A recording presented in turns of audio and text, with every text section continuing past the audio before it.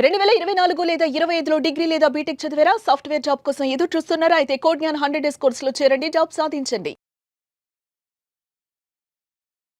మిత్రులందరికీ నమస్కారం.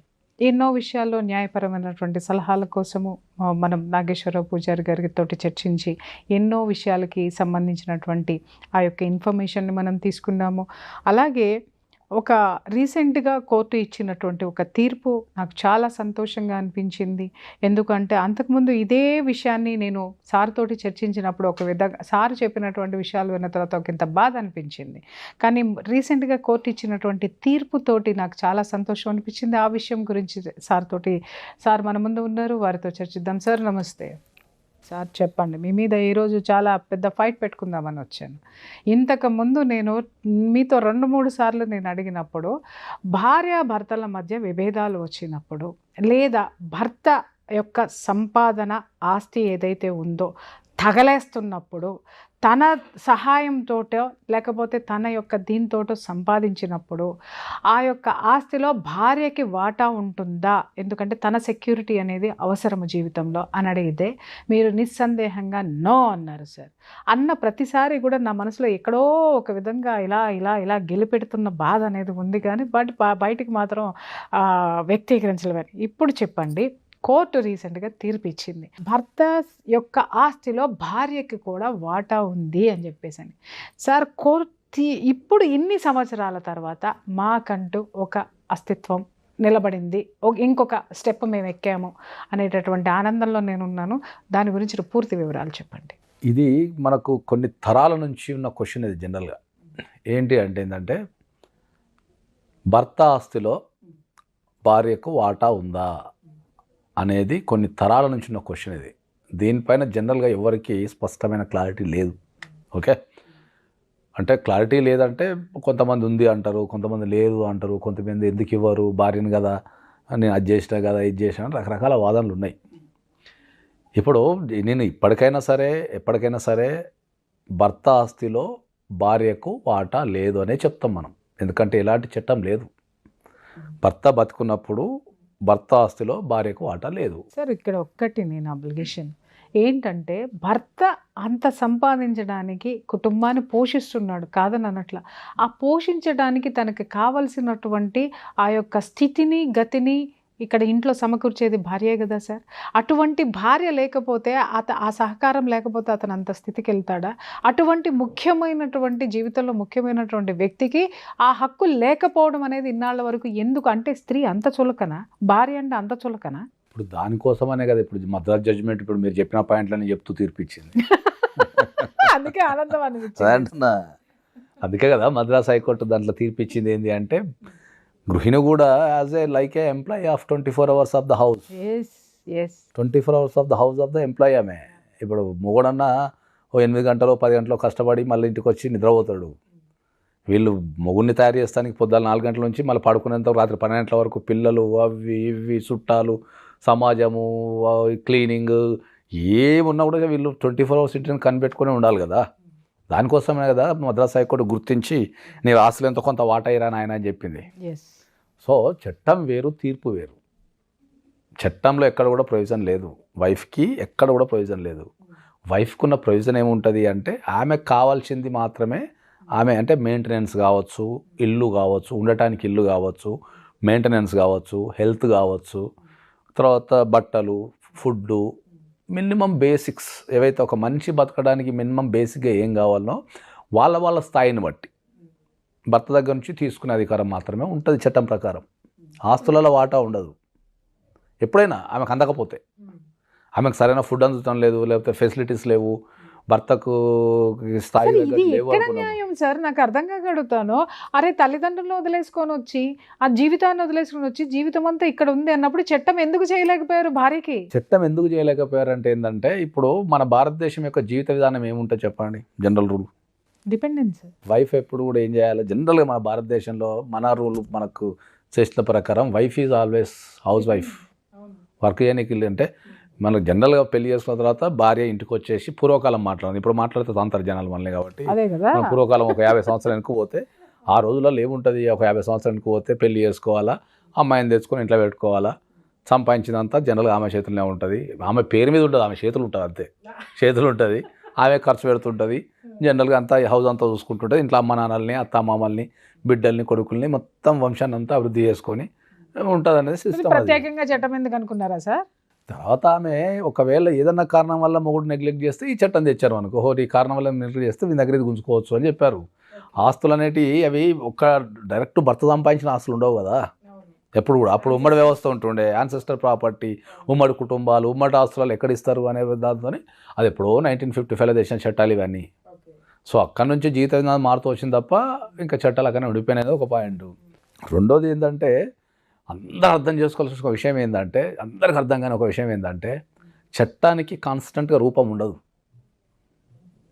చట్టంలో సాధ్యం లేదంటూ ఉండదు, రూపం ఉండదు. అది కీప్ చేంజింగ్. అది వ్యక్తిని బట్టి, పార్టీని బట్టి, జడ్జిని బట్టి, వ్యవస్థను బట్టి అది చేంజ్ అవుతూనే ఉంటుంది. అది దానికే నేను కొన్ని లక్షల కేసులు చదివి, కొన్ని లక్షల పుస్తకాలు చదివిన తర్వాత అర్థం చేసుకునేది ఏంటంటే, లా ఈజ్ లైక్ అమీబా. అమీబాని డ్రా చేయమని భారతదేశంలో ఉన్న అందరికీ ఒక్కడొక్క తిరిగి గీయలేడు, ఎవరికి నచ్చిన అడిగి చేసుకుంటాడు. అదే చట్టం అంట నేను. కాబట్టి ఇప్పుడు భార్యకు ఆస్తిలో వాటా లేదనేది నిజం. కానీ ఒక ప్రత్యేక సందర్భంలో ఒక జడ్జి ఏం ఫీల్ అయ్యాడు, అరే వైఫ్ ఉంటేనే కదా నువ్వు ఇంత సాధించింది, వైఫ్ నీకు తెల్లవారులు పనిచేస్తున్నాయి కదా నువ్వు ఇంత సాధించింది, మరి ఇవాళ చివరి దశలో ఆమెకి నువ్వు ఏమి ఇవ్వను పో అంటే ఎట్లా కుదురుతుంది, కాబట్టి ఎంతో కొంత ఇవ్వాల్సిందే నువ్వు అనేది తీర్పు ఇచ్చారు మద్రాస్ హైకోర్టులో. అది ఒక బ్యూటిఫుల్ తీర్పు. దాన్ని ఇప్పుడు చట్టం అదే నేను ఏం చెప్తా, చట్టంలో ఉన్నది కాకుండా లేనిదాన్ని కూడా క్రియేట్ చేయగల అడ్వకేట్ ఉంటే అది ఒక బ్యూటిఫుల్నెస్ ఉంటుంది. ఇప్పుడు అదే కదా, అదే అంటున్నాను. ఇప్పుడు ఒక వైపు నుంచి మనం చెప్తాం చట్టాన్ని ఇది కాదు అంటాం, కానీ ఆ తేగలను అడ్వకేట్ అంటాం. సూపర్. కాబట్టి అక్కడ అడ్వకేట్ తన వాదనని చాలా బలంగా, గృహిణి యొక్క ప్రాధాన్యత ఏముంటుంది ఇంట్లో, ఒక ఆడపిల్ల యొక్క ప్రాధాన్యత ఏముంటుంది, పెళ్ళైన ఆడపిల్ల ఎంత కష్టపడితే ఒక కుటుంబం ఎదుగుతుంది అనేదాన్ని అక్కడ బ్యూటిఫుల్గా రిప్రజెంటేషన్ చేయగలిగి, ఆమె ఎంత లాస్ అయిపోతుంది, ఆమెకి బయట పని చేసుకుంటే ఎంత వస్తుంది, మరి వాళ్ళందరినీ త్యాగాలు చేసి ఇట్లా కుటుంబాన్ని సాది పెద్ద చేసి ఇంత చేస్తే ఆమెకు చివరికి మిగిలేది ఏంది అనేదాన్ని ఒక బ్యూటిఫుల్ రిప్రజెంటేషన్ చేయడం ద్వారా జడ్జి ఆలోచించగలిగా తీర్పు ఇవ్వగలిగాడు. దట్ రిప్రజెంటేషన్ అనేది మోస్ట్ ఇంపార్టెంట్. Arguments so